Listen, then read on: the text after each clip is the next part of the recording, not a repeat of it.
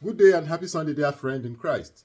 Today is the fifth Sunday of Easter, year A, and our readings are taken from the Acts of the Apostle, chapter 6, Psalm 33, first letter of St. Peter, chapter 2, verses 4 to 9, and the Gospel of John, chapter 14, verses 1 to 12. The first reading describes the foundation of ministries in the church and how the early church in Jerusalem solved an issue they were faced with amicably by the appointment of some to serve. That is, appointment of Stephen, Philip, and others. The second reading was the image, or presents us the image of the new building signifying the new people of God. Peter acclaimed Christians, Gentiles, and Jews as a chosen race, a royal priesthood, a holy nation, and God's own people.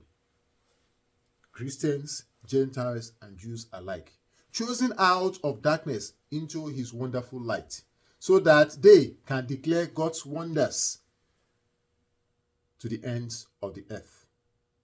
Another call to service, like the first reading did.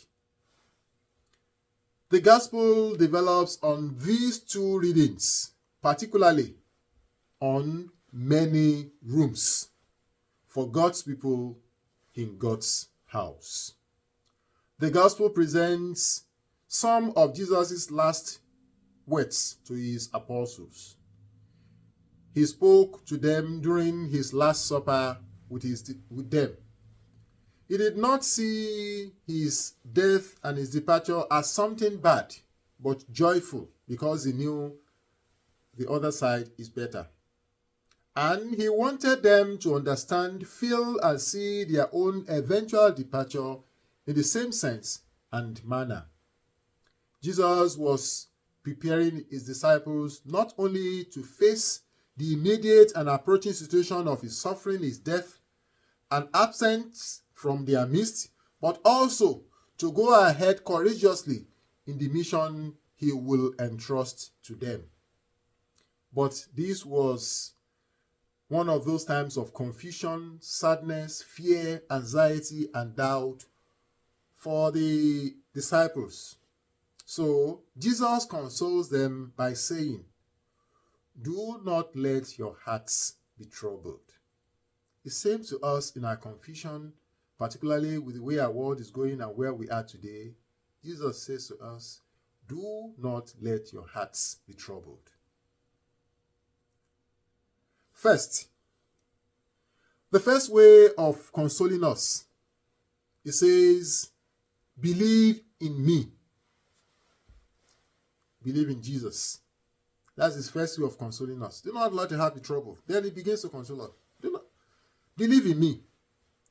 This is not a mere intellectual knowing issue, but existential, practical knowing. It must be lived, not just known.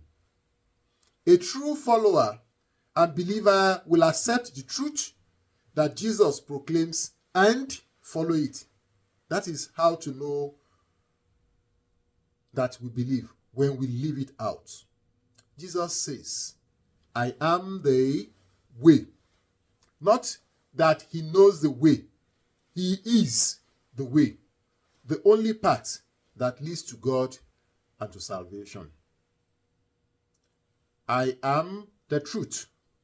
Not that he knows or just says the truth. He himself is the truth, so he knows it all. "I am the life." Only in him can we find a life that is full and abundant.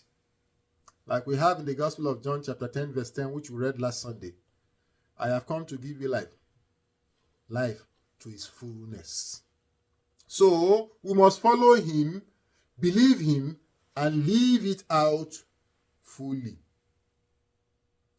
The second way he consoles us is, he says, "I am going to prepare a place for you."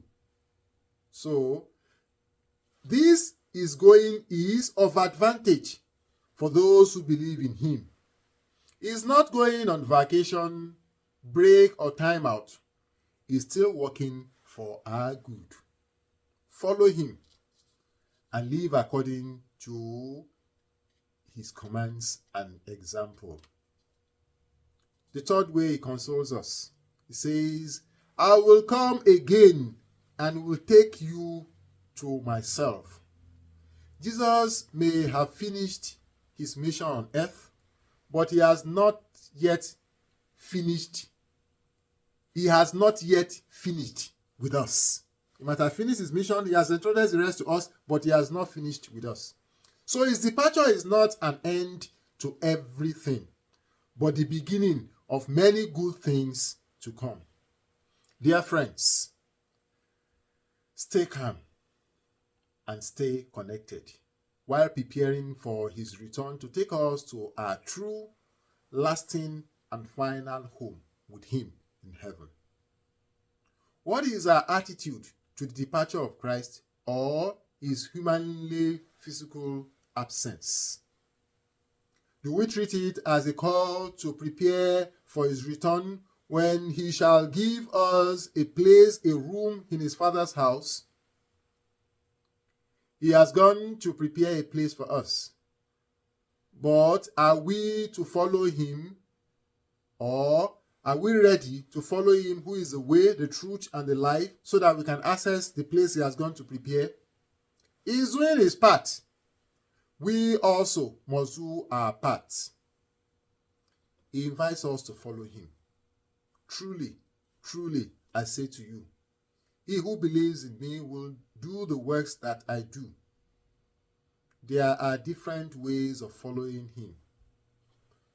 Not just online, not weekly, not monthly, not just during Advent, Christmas, Lent, Easter, or occasionally at a long-range distance.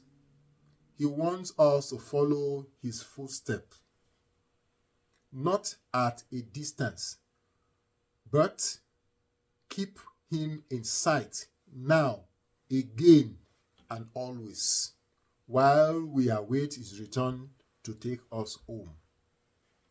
My people will say, follow person wey know road. In other words, follow the one who knows the way. Jesus is the way, the truth, and the life. Follow him, and he will lead us home safely. If today you hear his voice, harden not your heart. Have a wonderful day and a blessed